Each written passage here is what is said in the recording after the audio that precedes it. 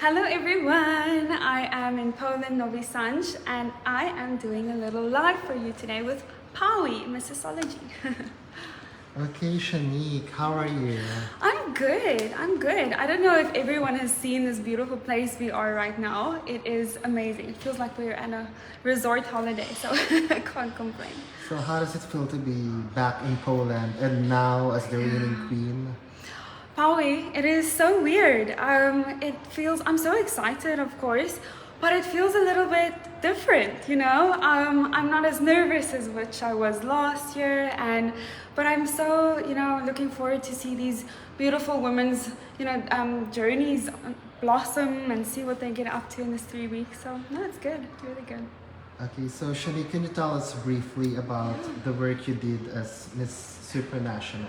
Of course, something close to my heart. For those of you who don't know, I'm a fashion designer, and I have created this passion where I teach my sewing skills to underprivileged youth in Namibia. So with this, I have opened sewing schools in Namibia teaching the skill. I've written a curriculum where I teach ladies from different communities in Namibia, and these ladies take these skills and teach to the children. So this is something really special to me, and I hope to take it further as well. Okay, I've never seen any queen who have traveled so much like yourself. Like, how many countries did you visit? Paui, I went to 10. I've been to 10 countries. Yeah, I'm really grateful. Of course, I'm the previous title holder. Because of COVID, unfortunately, could not travel as much. Any international queen couldn't. So I'm really grateful to all the countries that has so graciously invited me, and to the Miss Supranational organization for making it happen. Okay, so can you tell us briefly about the work you did as Miss Supranational, especially during the pandemic? Like I mentioned, my sewing classes and my schools, but also as I've been invited to different countries, I was introduced to their social projects, their communities, and really got to see, I almost want to say, the behind the scenes of these countries, not only the touristy, locations, but behind the scenes, the beach cleanups, the school visits, things like this really, I think, formed my reign into being meaningful and in-depth, and something I will always cherish. Okay, so you were the first ever African to win the title. Yeah. And how does it feel to be the first ever Namibian to win the Miss Supranational title? How was it celebrated in your country? Of course, I am unbelievably proud. Small countries do not always have the opportunity to wear a sash internationally, and something I'm very grateful for, that the Miss Supranational organization has given a country like myself and this opportunity. And not only was I the first woman from Africa to win this title, but it was the first time in history in any international pageant that 2 women from the African continent was in the top 5, myself and Miss South Africa, Toto, and something really special, and just showing people from Africa and people from all around the world in smaller countries and communities that it really is possible. Okay, and I saw that the president even attended your homecoming. Yes. Can you tell more about it? Yes. The 3 ministers and the president, and I was graciously invited by the president of Namibia, His Excellency Dr. Hagi Geingob, to visit him and pay my respects and say thank you for his support and fellow Namibian support. And with this, I was gifted a diplomatic passport to help my travels be a little bit more easier and to get in everywhere. And once again, something so close to my heart, which I will treasure forever. Okay, so Chanique, after carrying one of the most important beauty titles throughout the year, what does Miss Supranational mean to you? Miss Supranational, to me, this is something I think is special, because the meaning itself of supranational and this organization hasn't changed from before I entered to now.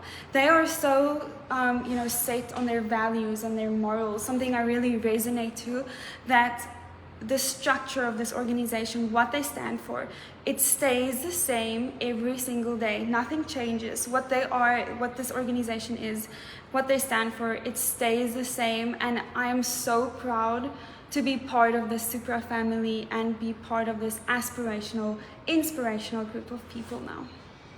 Okay, so what would you say to aspiring Supra aspirants of the future, in particular the contestants trying to win that crown you're wearing right now?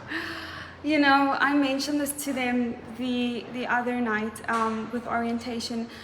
I can see, and I mean, I was here doing this a year ago. You come here with so much pressure from yourself, maybe from your country or your organization back home, to do well and to do this. And you know, there's so many people talking and pressure that you put on yourself. And I told them this the other night is everything that they could have done to be here today, all the work that they've put in, all the preparation, it's completed, it's done. So now that they are here, I really hope that they take this pressure, put it aside, and just be present, enjoy the moment, and just be themselves and have some fun, because that is the way that we get to know them, you know, in the best light.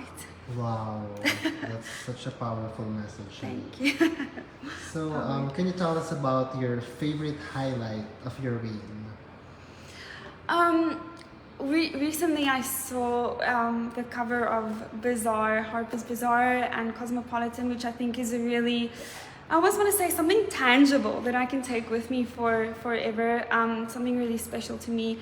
And something I think I will always cherish is my me representing Namibia at Dubai Expo 2020 a few months ago with the Namibian president and my country, representing my country on a whole different scale I never dreamed of doing. So that was something I would say was a highlight for sure.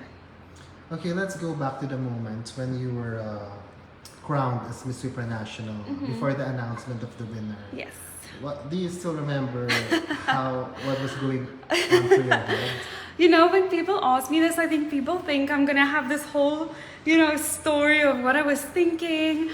And the matter of fact, you know, the honest truth is I felt like a deer, you know, in headlights. You are so, you know, almost starstruck and so in this moment with all these lights and so much nervousness that there's actually, I was calm, but I wasn't expecting it. So when they did call Namibia, I think the first thing is, are you sure? Should I go for it? Did they say Namibia? Did I dream? Is it me? No, yes. And then once it sinks in, you kind of start thinking, oh my goodness, you know, this small country in Namibia, we've done this. So it's like it's a slow process for kind of accepting what happens. So that year, did you have like any hindsight that, hey, I got a shot at the crown? Well, of course, I really wanted it, and I worked so hard for it.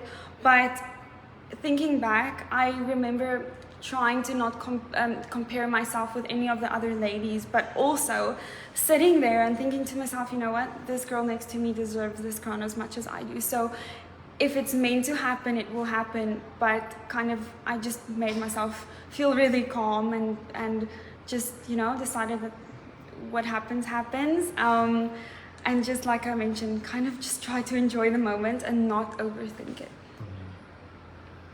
Okay, so what is next for Chanique?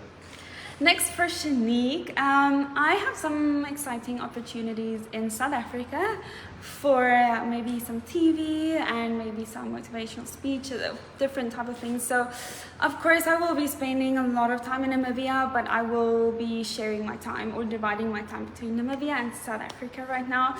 I'm a fashion designer, a makeup artist, so there's a lot of things I am planning on taking on. Wow, so interesting about you as a fashion designer. Yeah. What's your specialty?